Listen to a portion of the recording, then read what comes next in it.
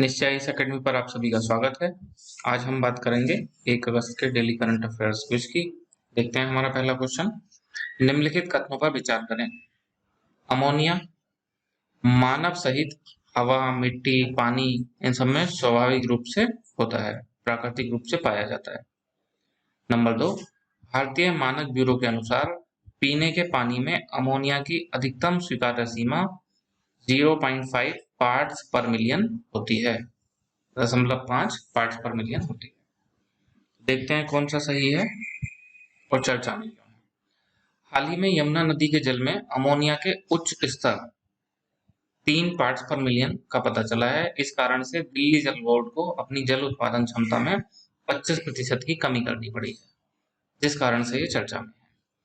भारतीय मानक ब्यूरो के अनुसार पीने के पानी में अमोनिया की अधिकतम स्वीकार्य सीमा 0.5 पार्ट्स पर मिलियन होनी चाहिए, लेकिन यमुना नदी में कितनी हो गई है? 3 पार्ट्स पर मिलियन।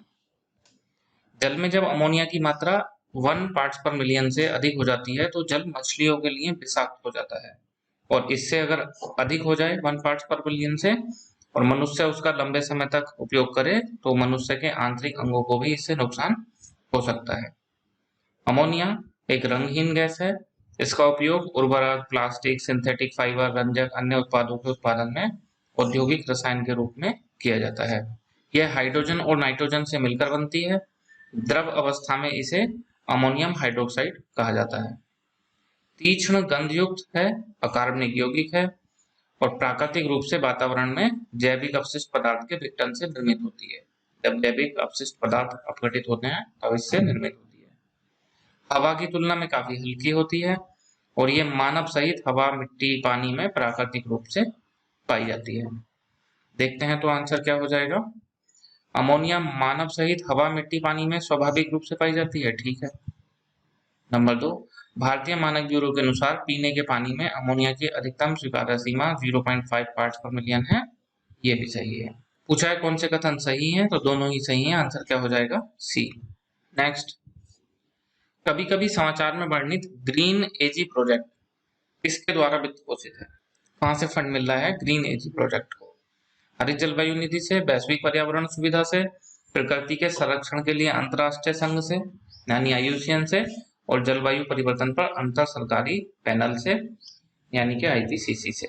IPCC और IUCN, global environment facility and green climate fund, इनमें से किससे ये वित्त पोषित है? देखते हैं तो चर्चा में क्यों है। हाल ही में केंद्र सरकार द्वारा कृषि से होने वाले उत्सर्जन को कम करने के लिए, कृषि से होने वाले उत्सर्जन को कम करने तथा संवहनीय कृषि पद्धतियों को सुनिश्चित करने हेतु मिजोरम राज्य में ग्रीन एजी परियोजना की शुरुआत की गई है।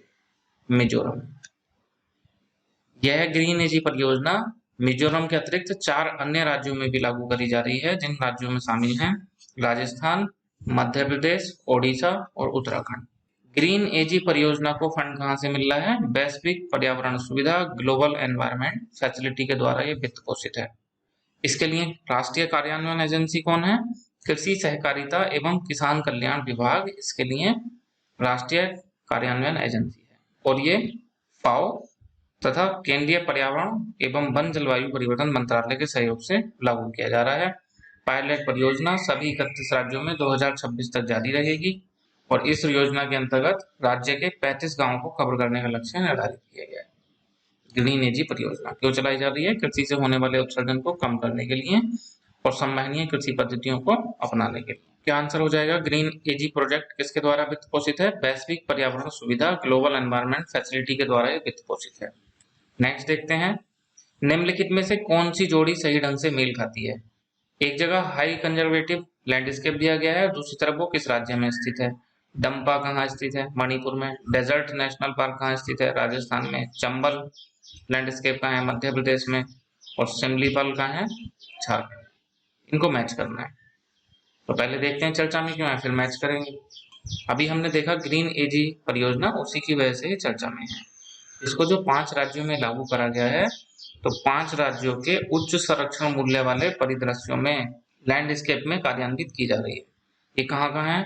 मध्य प्रदेश का चंबल लैंडस्केप, मिजोरम का डंपा, ओडिशा का सिमलीपाल, राजस्थान का डेजर्ट नेशनल पार्क और उत्तराखंड का कार्बेट राजाजी लैंडस्केप। इनमें इनको लागू करा जा रहा है। नेक्स्ट क्वेश्चन भी इसी पे बेस्ड है।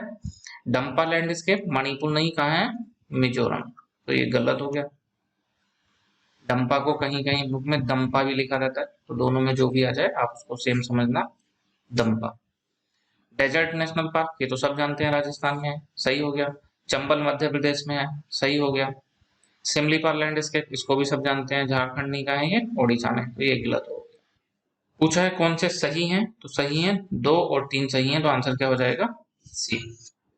नेक्स्ट देखते हैं, निम्नलिखित में से कौन सी जोड़ी सही ढंग से मेल खाती है? एक तरफ राष्ट्रीय उद्यान और वन्यजीव अभ्यारण्य दिए गए हैं और दूसरी तरफ राज्य। थोरंग टलंग, WS मतलब वाइल्ड लाइफ सेंचुरी, वन्यजीव अभ्यारण्य मिजोरम में है। डंपा TR मतलब टाइगर रिजर्व, ये मणिपुर में है। पेंच टाइगर रिजर्व मध्य प्रदेश में है। सत्यमंगलम टाइगर रिजर्व केरल में। तो 3 टाइगर रिजर्व लिखे हैं, एक वाइल्ड लाइफ सेंचुरी लिखी है। तो पहले तो देखते हैं चर्चा में क्यों है। तो अभी कुछ दिन पहले भी हमने देखा था, बाघों की गणना पे हमने क्वेश्चन बनाया था, उसी पे ये दूसरा प्रश्न है। चर्चा में क्यों है? 29 जुलाई को वैश्विक बाघ दिवस मनाया गया और केंद्रीय पर्यावरण मंत्रालय ने इस अवसर पर भारत का बाघ सर्वेक्षण 2018 की अद्यतन रिपोर्ट जारी करी। आपको पता होगा कि बाघ जनगणना प्रत्येक 4 वर्ष पे करी जाती है। इससे पहले 2014 में हुई थी, अब 2018 में, और उससे पहले 2010 में। ये जो 2010 वाली जनगणना है, इसके समय पे अंतरराष्ट्रीय स्तर पर सेंट पीटर्सबर्ग उद्घोषणा हुई थी, जिसमें T×2 लक्ष्य निर्धारित करा गया था। TX2 लक्ष्य, ये क्या लक्ष्य है? बाघों की संख्या दुगनी करने का लक्ष्य।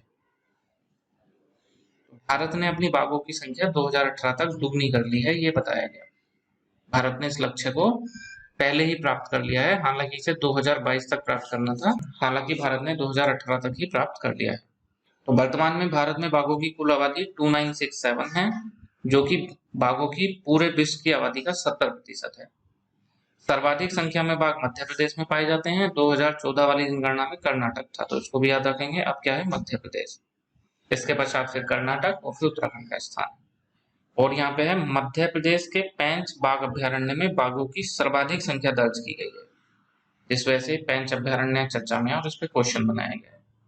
और तमिलनाडु के सत्यामंगलम में सबसे ज्यादा सुधार दर्ज करा गया है, बाघों की संख्या में सर्वाधिक वृद्धि दर्ज की गई है। तो इन दोनों को लेकर ये प्रश्न बनाया गया है, सत्यामंगलम टाइगर रिजर्व और पेंच टाइगर रिजर्व। बाकी ये जो बाघ आकलन 2018 है, इसको गिनीज रिकॉर्ड में भी शामिल करा गया है। इसलिए सबसे बड़ा कैमरा ट्रैप वन्यजीव सर्वेक्षण होने के कारण। और ये जनगणना राष्ट्रीय बाघ संरक्षण प्राधिकरण NTCA के द्वारा कराई जाती है, भारतीय वन्यजीव संस्थान के सहयोग से। ये दोनों टाइगर रिजर्व पेंच मध्य प्रदेश में, सत्यामंगलम तमिलनाडु में चर्चा में है। डंपा वाला भी हमने देखा, पीछे चर्चा में था। और ये थोरंग टलंग अलग से लेकर ये क्वेश्चन बनाया गया है। देखते हैं तो आंसर क्या हो जाएगा। Thorangtlang wildlife sanctuary Mizoram में है, ठीक है। डंपा मणिपुर में है, गलत। मिजोरम में है। पेंच TR मध्य प्रदेश में है, ठीक है। सत्यामंगलम केरल में है, गलत। तमिलनाडु में है। ये दोनों ध्यान रखना आप, सत्यामंगलम तमिलनाडु और पेंच मध्य प्रदेश काम के। पूछा है कौन से सही है, तो 1 और 3 सही है। हमारा आंसर क्या हो जाएगा? 1 और 3। नेक्स्ट देखते हैं, नागार्जुन सागर श्रीशैलम टाइगर रिजर्व के संदर्भ में निम्नलिखित कथनों पर विचार करें। यह भारत का सबसे बड़ा टाइगर रिजर्व है। कृष्णा नदी इस अभ्यारण्य को उत्तरी तथा दक्षिणी भागों में विभाजित करती है। ये भी इसीलिए चर्चा में है।